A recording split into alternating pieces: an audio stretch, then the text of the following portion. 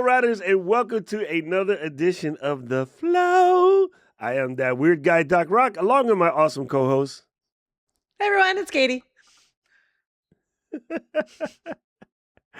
All right, Case, what are we doing today besides making me laugh?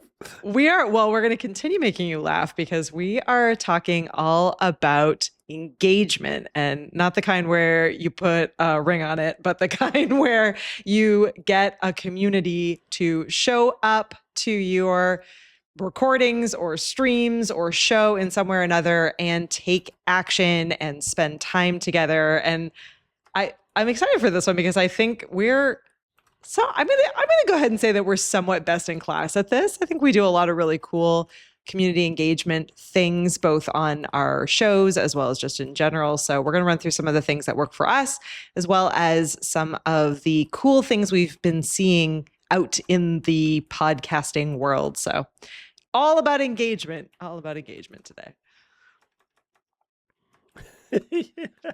Speaking of engagement, Doc is madly trying to type away.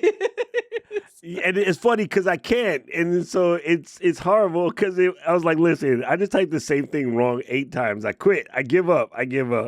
So yeah, let's go ahead. To me, it's funny, right? There is a difference between a high level of activity and engagement. And I know a lot of people want to say they're the same. And then, of course, you can kind of start something that creates a lot of input. And some people would say that's engaging. But I think, in a way, engagement is more about the people just want to be there. Like they feel like they're missing out if they're not there. And I think it's more important to create that level of engagement than just the chat is busy for no reason.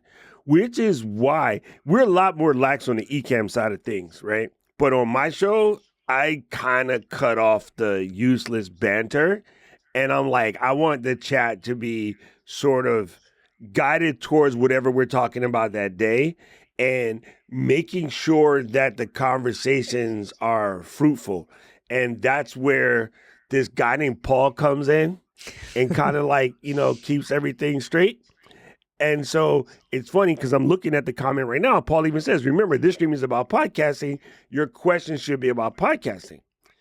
And fully understand, it's hard sometimes because we're Ecamm. And when we show up to do the flow, people want to ask us tech support questions. And under normal circumstances, we want to answer those tech support questions. But in the case of the flow, it can break the flow. So we want to kind of keep them flow oriented. And that becomes difficult if you don't have a dope moderator, award-winning moderator, now we should say, with like Paul Duncan. So that's my I think it's super important to highlight a couple of things as we start talking about engagement. We host this show in a somewhat unique way that we're certainly big believers of, and we're on a mission to get more people to approach podcasting this way. But we have almost an added benefit because we live stream our recording process. That opens up this live chat space here on YouTube where people can feel part of the making and the creation of each of our episodes. If you're watching or listening to this and that's not how you run your podcast, but you're still looking for different ways to build engagement, it's important to remember that you need to have a defined space for your community to be. In our case, the mass majority of our space for our community is in the YouTube chat. We also have, a Facebook group and a Discord space, but those are actually for the larger Ecamm fam and not actually just for flow riders, at least at this point in time to, November 2024. We don't yet have that. But I will say that there are lots of amazing podcasts and shows out there where they don't do this format, but they still have a really engaged, dynamic community that is still spending time together and asking questions and, everything that Doc just said, they feel part of the conversation. They want to show up in different ways and places. I have a friend who runs a movie podcast similar to my personal show. And they do occasional live episodes, but for the most part, their podcast is recorded and, and goes out a set day and time, and they do a lot of batch recording, but they have a really vibrant Discord community where people go and watch movies together as they're getting ready for the episode. They ask questions, they're talking with the hosts.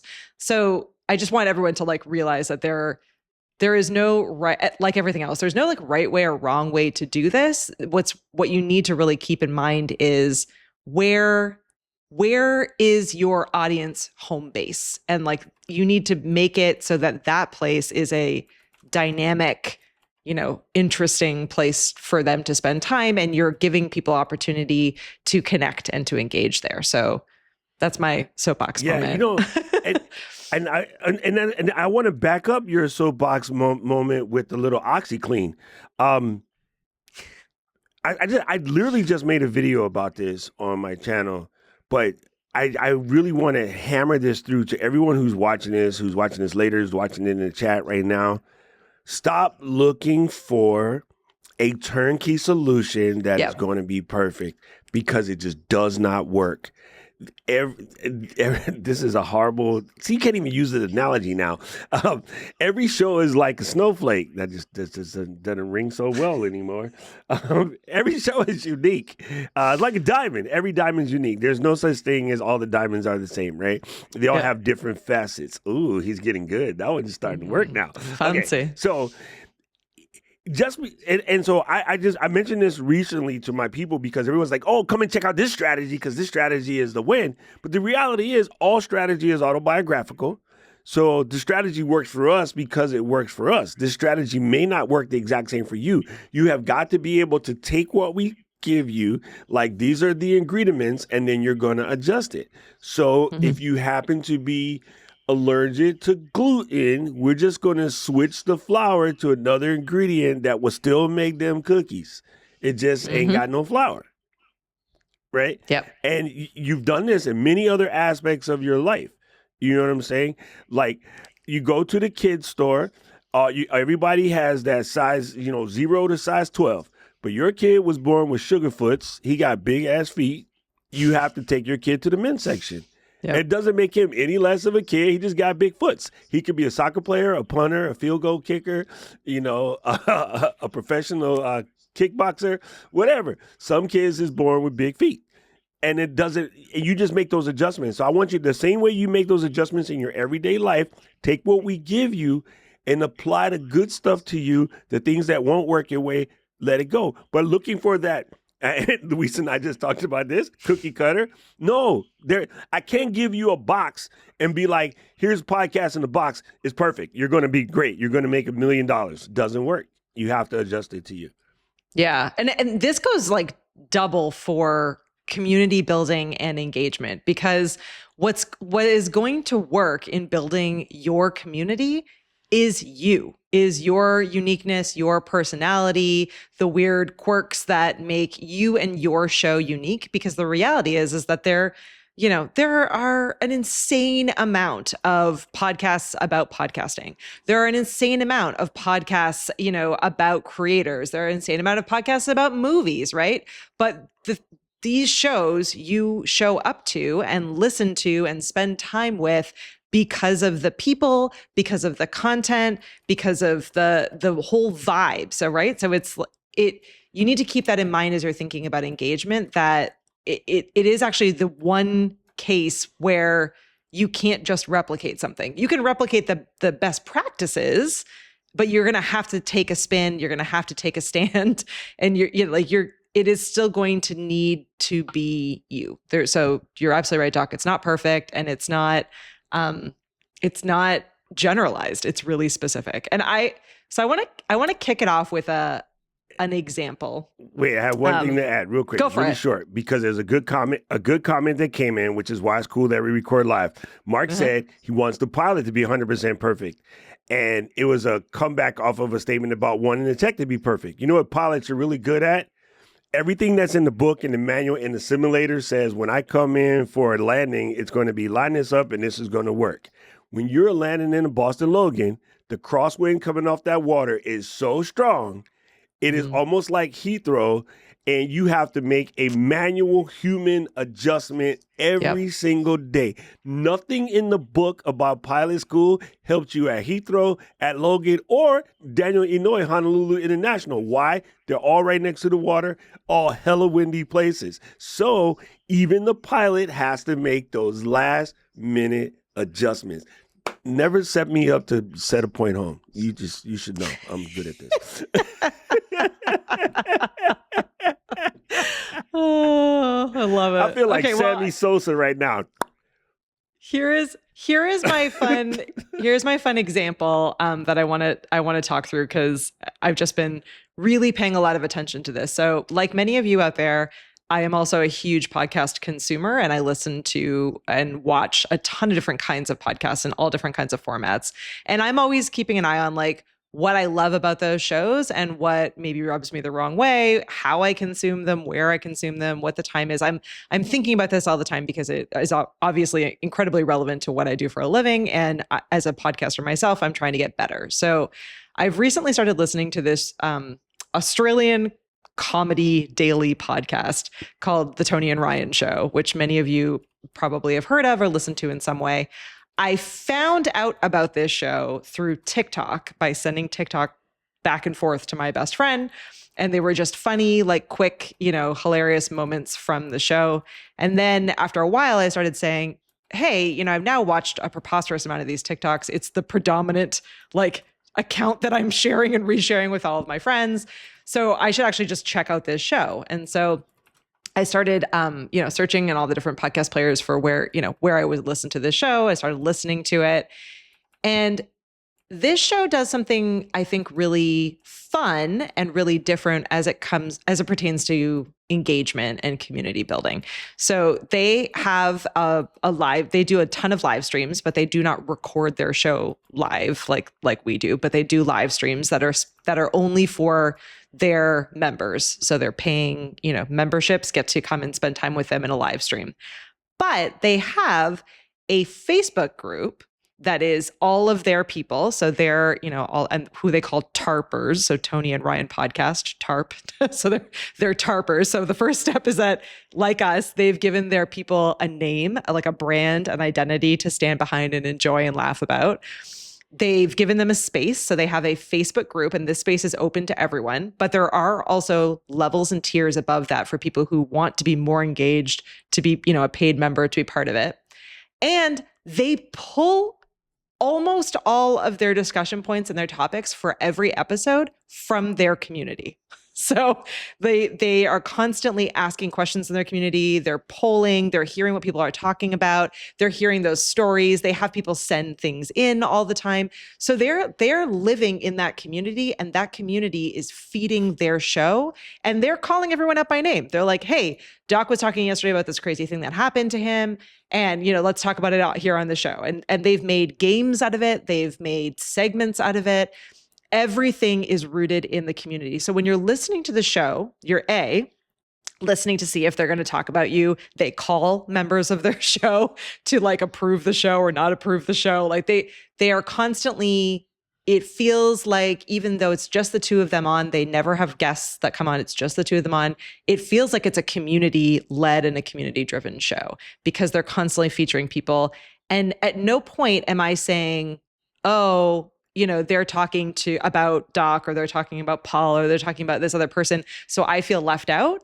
I'm saying, how the heck do I get into this Facebook group so that I'm featured on the show, so that I can share my stories? And because these people all sound hilarious, like the things that are happening to them, this feels like a fun space to spend time in. So this is like a glowing example of a show that has a very different format from ours. They're not they're doing, the show very differently. They're doing a daily show, which feels super daunting to me. They have millions and millions of followers. So they're also a much larger show than we are, but they are very, very connected to their community, and they are doing really cool engagement with their people. So again, if you can really think through who your people are, where you want them to be, give them that space, and then leverage that space. I think that's the pro tip or the formula that we should all be thinking about as we're thinking about engagement. The Osho says, I'm an a Aussie. question. There you go. Well, listen to that show. Very crass. Yes. Very crass. So is Mark. Warning. Very crass So show. we got all of the oi. So I have a question. This is just a crazy question. Sure. I haven't listened to it yet, but I just pulled it up on my phone so that I can go and check, because you mention it all the time, and I'm like, okay, Katie keeps mentioning it. I better look it up. I randomly so came across it. Yeah. Look, there it is. I got it. So is it mostly conversational or something else? Is it mostly conversational? It is entirely conversational. It's like, I would define it as a comedy podcast. So they're talking about experiences that happen to them or their audience. They're it feels like spending time with friends. So it is absolutely conversational. Yeah. But the episode is each episode and the show itself is very structured, way more structured than our show is. Like, they have these very defined segments. They're pulling the content for these segments in from their audience. So for example, they have a segment called Normal or Nah. They even have a card game built off of this, where they will take a story or a instance or whatever from an audience member, and then they talk amongst themselves as to whether or not they think that's totally normal, or it's we should never be doing this. So it's something That's like, funny. Oh my God. do you throw like all your clothes into the same load, like and it's like, is that normal or is that not? And they could be like as crazy as possible, right? So that's not. It's right. See, but it everything that they talk about elicits a response, right? So whether you're listening at home and you're screaming at your phone, or you're in their space and you're actually like typing out and sharing answers, or you're the co-host, like there are questions that are easy to answer. So again, it's it's an interesting format because it's very structured, but it is also very conversational. So I think you could pull a lot of different learnings from it. Yeah, no, the reason why I asked is because I think not that I'm saying we should do this every day, but I think one thing that's really cool about conversational podcasts is they're a little bit easier to do as a daily show. It is a fantastic way to grow. So even if you have no intentions on doing a daily show, but you want to get some discovery things out there, maybe you pick a month and you go daily for a month and you tell your audience ahead of time, I'm not making this permanent. It's going to be a month-long thing, but I'm doing this because we have a series of topics that we want to cover and we want to make it get into the hands of as most people. So I want to do this. The other thing this is good for, I want you guys to lean in, grab a pencil and paper real quick, or bookmark this timestamp so you know. Do a daily thing for like a week or two as a way to build the SEO for your show. Because you have a brand new show, it doesn't have any SEO. So when someone goes to search for it, they're not going to find it. How you get discovery is through finding. So when we did Creators Unstuck, one of the things that Lou and I wanted to do was get these first 10 episodes out of the way. We recorded like 7 of them before we ever even released the show. And then now we're backfilling it with other things, right? Yeah. So I'm on my channel doing a daily for the month of November because it's a good way to respike that SEO. And I need to respike that SEO because I'm trying to get some speaking gigs for Creators Unstuck. Now, my channel is my channel. But I want Lou and I to take the Creators Unstuck show on the road because we had a perfect time doing it with Maury at camp, like doing an Unstuck live. So when someone goes to look for me, if we apply to go to Saeed, the facilitator's show in Germany, like he's going to be like, who's this guy that wants to speak on my show? So you're going to hit the Google box, and he goes, oh, I see all of this stuff that he's been talking about recently. This is perfect. We need him to speak in my show. So it is very much a way to teach you guys that you can do daily, like stop tripping. It's also very much a way to be like, you don't have to do it forever. You can use it as a boost. It's like turbo on a car. You don't want to stay in turbo. You want to hit it when you need to hit it. Otherwise, you'll blow your engine up, right? Things like that. And like Billy's saying, it could be a grind, but I don't feel this as a grind because this is my purpose. I know exactly what my purpose is. I know who I'm talking to. I know who I'm teaching. I know what my identity is. So I just crank them out, and it's painless. I hate to say this and make people feel strange about it, but I'm on day 10 or 12 of creating a daily video for YouTube, and it is absolutely painless. It takes me like less than an hour to crank out one of them videos. But that's because reps make it easier.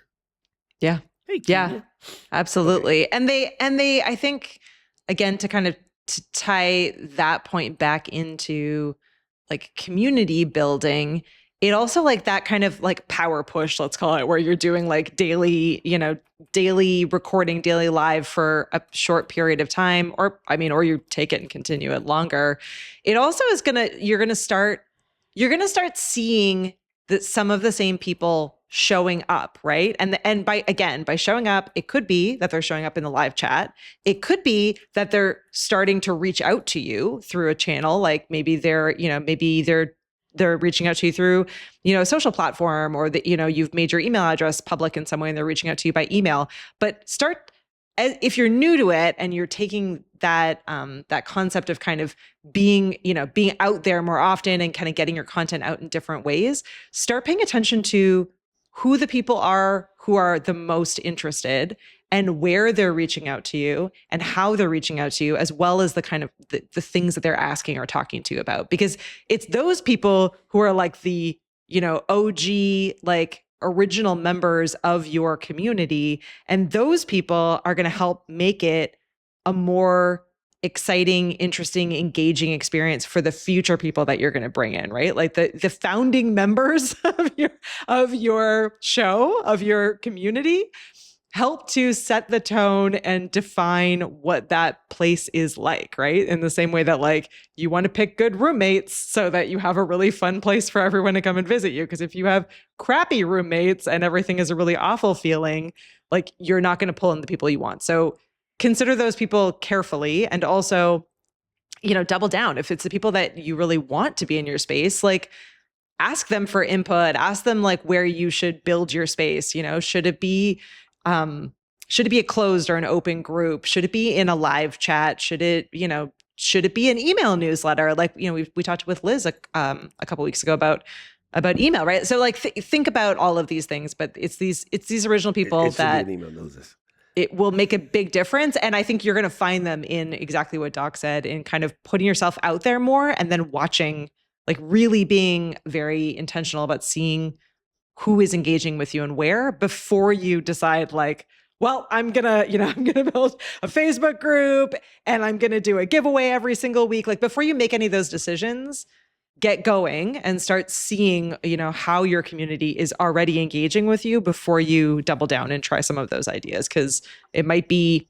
that may not make sense for the community that you're already building. So just, I guess, keep that in mind. And I want to save this for another show because it's kind of a long topic, but it's something that I've been studying a lot recently. And it says like now your follower count doesn't really represent your audience size anymore. And it's because all the platforms have gone to a For You motif. And I think people know what that word is because they see it in all the apps, but they don't know what that word is, right? So in the old school style of recommendation engine, you were kind of being fed what was popular or what was hot at the moment.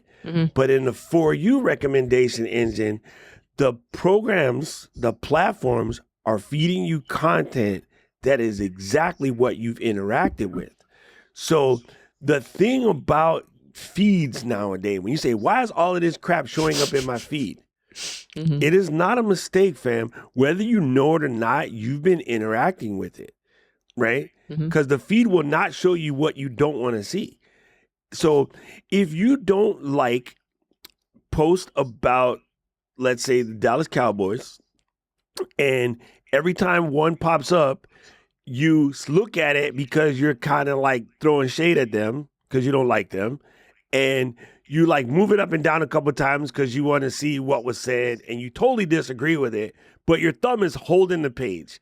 You didn't comment, you didn't like, but you actually watched the whole thing. You just told the feed that you want to see more about the Cowboys. Even from a negative standpoint, because your eyes in your hand told the feed that you are watching this. Even if you're watching it to throw shade, you're watching it. So if you don't want to see the Dallas Cowboys in your feed, the minute you see a star, swipe right past it. Don't look at it, ignore it, and your feed will course correct. And if your feed is bothering you right now because you're seeing too much of something you don't want, all of the platforms have a way for you to go in and reset the feed and start all over. So reset the feed and go hunt down cat videos and look at nothing but cat videos and how to make cheesecake and sourdough and visit Japan and check out the Flow and Doc Rock and Katie. And then now that's what your feed will be. So, yeah. Yep. Yeah, absolutely. Yes. So, like Matt says, his feed has no sports in it because he don't look at that. So the recommendation engines are different. And knowing that, it's why you want to have your email list and why you want to go get your people and have them interact with your stuff so that you can find new people, because they're going to go find people that like what they like. They know so much. Yeah. You'd be surprised at the data points that these platforms have on all of us. Absolutely. Not to be scary. It's not like that. And the power of like word of mouth marketing is still really strong, particularly for podcasting. So again, you find your people, you make it really easy for them to be part of your world, and they help bring other people in. And just the act of them being there and commenting, and as Doc was saying, like engaging with your content across all these different places is pulling their people and like, similar people to them into your world as well. So it is, I think, really important. Okay, so once you're starting to kind of grow and build an audience, depending on what format your podcast is, there are a number of different ways to keep an audience engaged. And so I'm doing what I said I would do. And so you can see in this episode up this way. I'm going to do the wrong way this way. We've added a QR code, right? So what does this QR code do? Well, this QR code, if you scan it, will open up our Ecamm Instagram account right into the DMs. And if you type podcast course, it will automatically send you a link to our free podcast course. So, and this is just a quick and easy example of some of the things that are possible for you out there, right? So you can add, if you have a video podcast, and Doc's testing it out now, but if you have a video podcast, you can use QR codes, you can use games, you can use any kind of like visual triggers that get your audience to take an action that maybe goes beyond being in the chat, right? So like all of you right now who are hanging out in our live studio audience are hanging out with us, but when this stream ends and we're done our recording, we won't have a connection point anymore past this, right?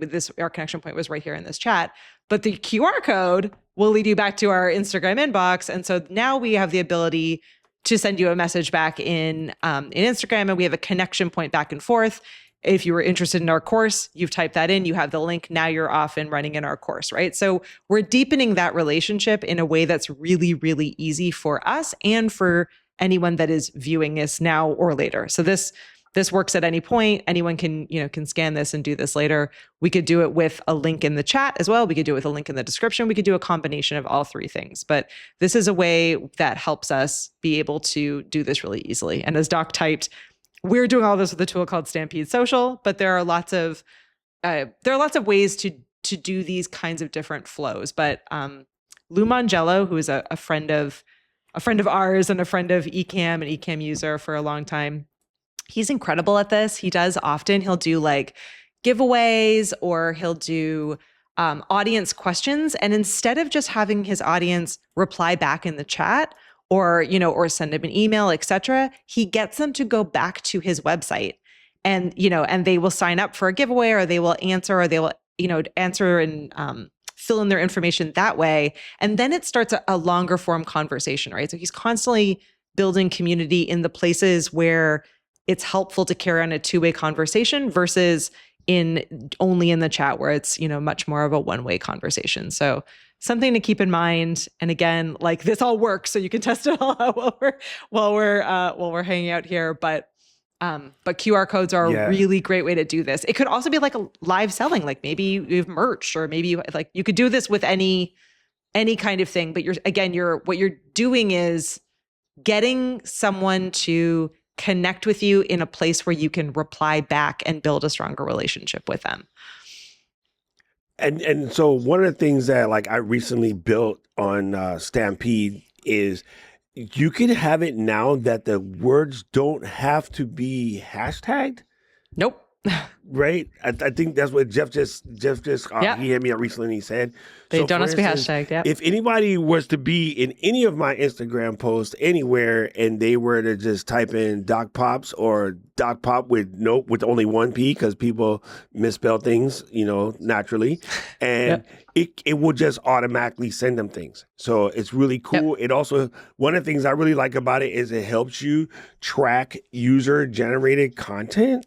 So if someone, I'm telling everybody in the package, when you open it, it says share your pops and then use this hashtag. I can look at that and see who's opening their pops and who's sharing them. And I can tell by looking at the chat, a whole bunch of these people didn't share their Doc Pops. And so I'm kind of sad because I treat you guys so nicely. Yeah. Yeah. But it's really cool. That level of being able to meet your audience where they are, of course, but have fun with them, engage with them. And I think the key element is something that we've been very good at Ecamm is making the people who show up all the time, like give them their props, because then the other people see that and they're like, yo, how come Andy's so cool? Like, how come they know Andy and Saeed and, like Paul, everybody first name? I want them to know me because people just want to feel seen. They want to feel like they're a part of something. So, this is why I'm on this thing about stop showing up in your suit and tie, fam. People want to know you. Like, they want to know what you look like when you went and you loosen that tie a little bit. They want to know the real deal you. Yeah. Yeah. So, and on that note, I'm just trying to scroll back so I can find this exact question, but I believe it was Mark that was asking about, okay. So Mark was asking earlier, but this is relevant throughout this entire episode, is what we're talking about. Is it just for personal podcasts? What about the options for faceless ones? So Doc and I will both say, and I know he's like biting his words at this particular moment, there should never be a faceless podcast. There should, even if you are doing a podcast for, for the, I'm trying to think of it, like Amazon. So you're Jeff Bezos and you want Amazon to have a podcast. There should still be a face, a personality, a host, and potentially a co-host, guests. Like, podcasts don't work from a business only standpoint. You have to have a personality. It could be a brand personality and it could be rotating people on it, but the listeners and the viewers and your audience are still going to relate to the human side of it and not just to the brand. So the short answer is no. There are no faceless anything. It's not a thing. Well, here's something that's crazy. There was a moment like basically 2 years ago where everyone and their mother was like, yes, you can absolutely succeed making faceless YouTube channels and faceless podcasts and so forth, et cetera. If there is a channel where there is a person talking and there's no face right now, I instantly call BS. Why? Because if you go to look for something right now, it's almost Christmas, right? And let's say you want really killer outdoor lights, because I seen Katie's house and this girl love a decoration. So if you go to YouTube right now and you go, I need some really cool like LED decorations for the outside of my house for the festive season. First 5 videos. This holiday season, if you would like to get some holiday lights, you should click on these lights here from these, what's the name of the company back there? Oh, Kulu, completely pronounced wrong. That's not what they're called. These Kulu lights are available on Amazon for a low price, and they are easy to set up. Those auto-generated voice-over AI faceless channels wreck, trying to find something that you want. Looking for a new suitcase, a new backpack, a new barbecue grill. The first 5 videos will be these overinflated freaking AI generated crap storms. And you know what kills me is when I'm a couple minutes in before I figure it out. Normally I can catch them right away, but some are so good now. I'm like, Yep. I found it. There it is. There's the jacked up mispronunciation, and nobody from any country with any accent would even pronounce it this way. This is crap. And I have ran into so many of them recently that, yeah, at this point in time, faceless is a fantastic way to make sure no one ever sees your stuff. I will. So as we're talking about this, I will say that like when we are saying faceless, like we are really leaning much more towards like, as Doc was saying, like AI generated content or you're afraid to be on camera. There are people who do. So like I think of there is a really kind of famous, well-known YouTuber in the like fix it space, I guess, called This Old Tony. He's never on camera. It's always only his hands and he's like fixing things. Tony. He's iconically never on camera, but you still know it's a person, you know his personality. His brand is like jokingly that he's not on camera. He's actually shown himself like, I think once, and everyone was like, that's what you look like. Like I take that kind of, if that's your vibe and that's what you want to do for whatever reason, you can still have an effective podcast. You can still have an effective podcast without video, which I know is controversial for us to say as a video podcast team, but but because of the personality and the humanness of it, what you just don't want to do is do faceless in that it's so overproduced or AI generated that it's not human, or it's so focused on trying to be so perfect and professional that it's not human. You're not going to win taking the humanity and the personality and the relatability out of your show. So that is my definition, I guess, of faceless as far as how I see it. Yeah, maybe that's I'm trying to remember the guy is famous from before YouTube got really popular. He used to do these hacker videos, not like hacker like break into your stuff, but hacker like open a bolt using two washers in a zip tie. Yep. And I forget his name, but I think his initials were KK. So I'm just asking Matt in the chat who that guy was. But he had this voice. His voice was delicious. And he used to do all of these cool things. Like if you're ever in a pinch and you need to open this bolt, you can use like two washers and a zip tie and you can get it open. No, it's not Crazy Russian Hacker. Like I know that guy. It's KK. His name was like Kolb, but you never saw his face. You only saw his hands, and he was the bomb. And this was like OG YouTube 2007, 8, 9, 10 guy. Was super badass. Make Magazine like used to always publish his videos because he was that good. And I forget his name. Never seen his face. He's kind of like Mythbusters saying he could build anything. See? It's a personality and it's the humanness of it all. All right. Well, I want to go to my favorite audience engagement thing. So we promised those who are keeping an eye on us in our Discord and in our Facebook group that we would do a duck race. So if you are looking to make things exciting for people and you know you have a live audience or you have the potential to do a special live show, doing a live giveaway or doing some kind of fun game. You know, there's lots of different ways you can do this. We love Duck Race, but there's also Stream Alive is a great example of like audience engagement tools that work whether you're live or you're doing a Zoom, session or recording. So there's a bunch of different options there, but we're going to do a duck race. So everyone who's hanging out, all 26-ish of you right now who are spending time in our live studio audience, what should we do for our entry, Doc?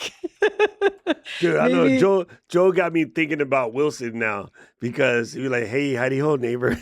Just Joe had thinking. All right. So it looks like Andy and Mark are ready. So drop a duck icon into the chat if you're hanging out with us. Drop the duck emoji.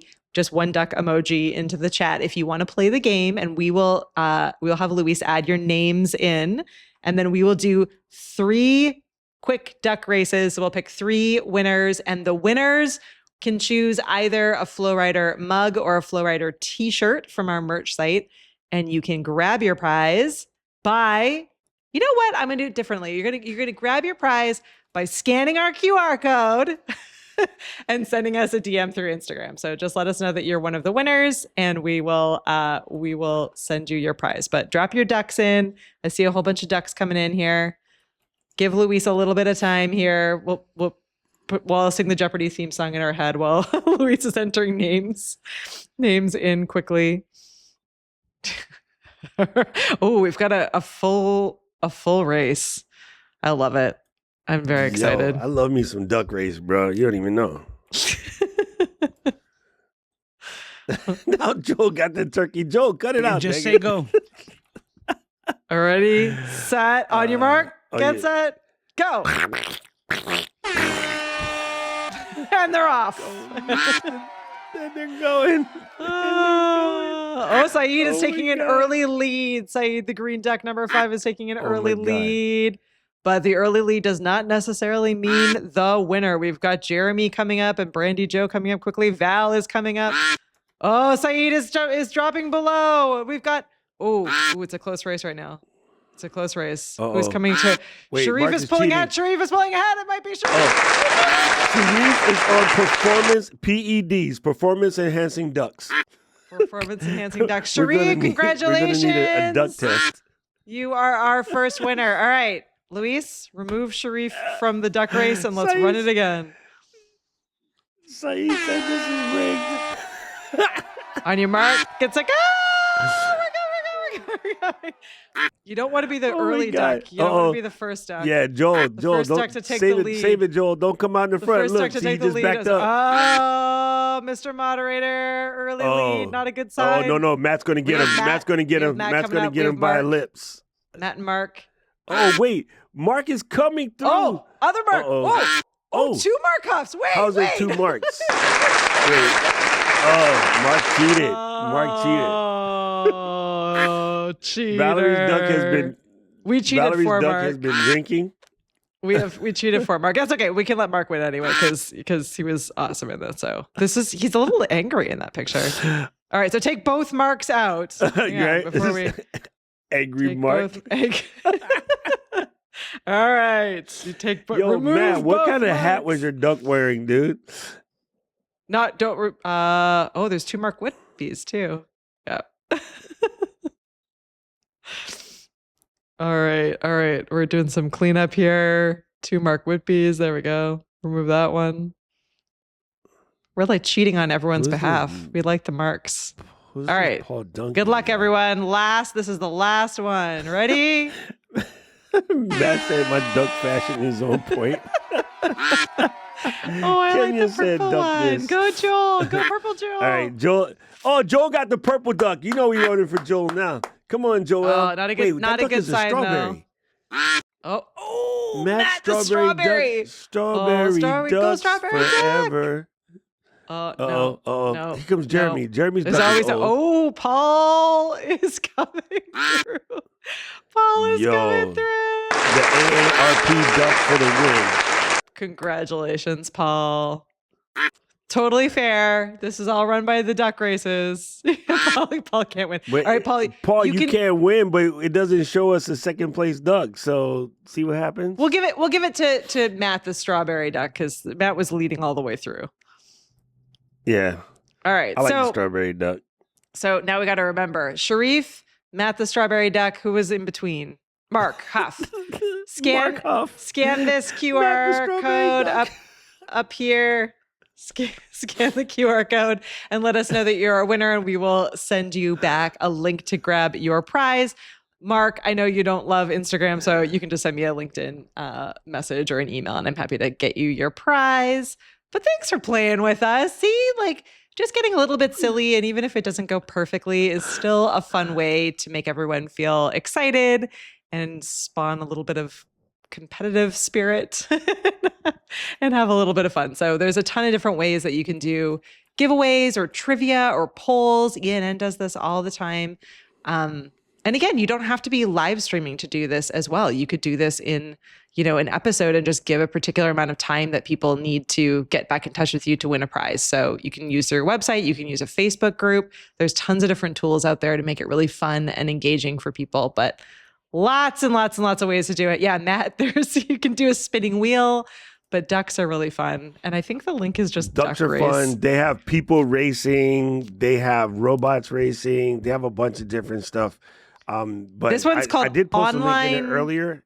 Yeah, onlinestopwatch.com. Yep, onlinestopwatch.com. Yeah, and cool. People who are listening to this and listening only, as Saeed is pointing out, I'm pretty sure that most of our listeners know that we're a video first and video podcast. So this is one of those episodes where you need to be hanging out with us in the live studio audience. Otherwise, I would say most of this episode we were talking about things that's still relevant, but yeah. So sometimes it to works that and sometimes it point, doesn't. even if you're doing, sorry, the audio, I didn't realize I was stepping. Even if you use the audio podcast, like if your only goal in life is to produce an audio podcast, you should still do a live taping on YouTube. Mm-hmm. And the reason for that is it automatically gets transcribed, whether you like it or not. And everything that you say in that podcast is building SEO and authority towards the topic that you're being authoritative of. So not doing a live recording on YouTube because you think you're hiding somewhere is actually probably stopping you from growing at this time. Mm-hmm. And I must point out finally, the stats have come out again. YouTube viewership is higher than Netflix, Disney Plus, ESPN, Hulu combined. Mm-hmm. Wrap that around your chameleon. Combined. Yeah. You can take the top 7 online streaming services, including Amazon Prime, and YouTube viewership is higher than all of them. 2.8 billion users, over 1 billion hours of content uploaded, daily.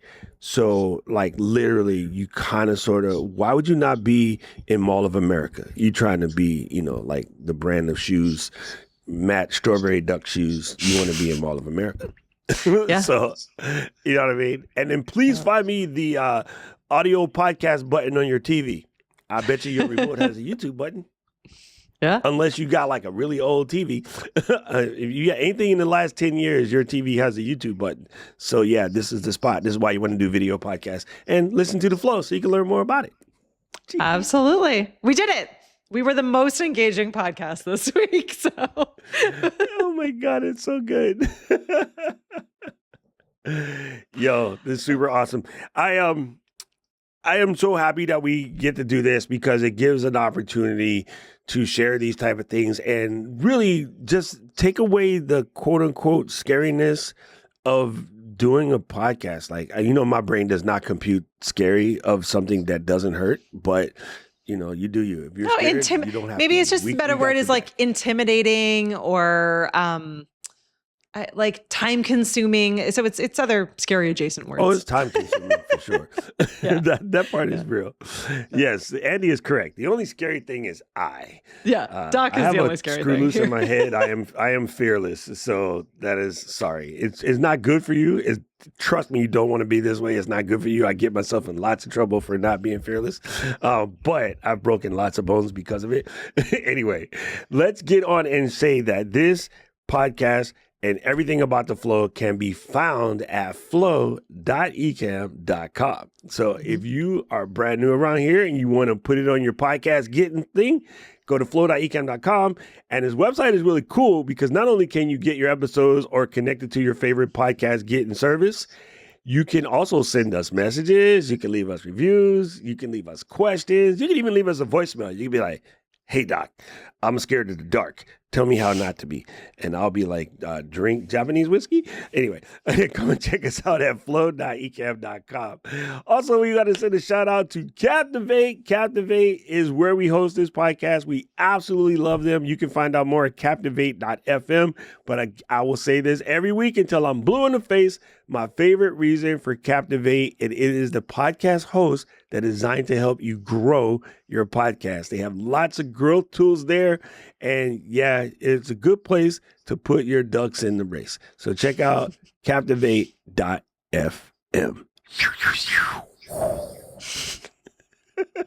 Oh, thanks for the fun. Thanks, Luis, for doing all of the hard work in the duck naming assignment. And we will see everyone next week. Flow Riders out. Andy beat me to it.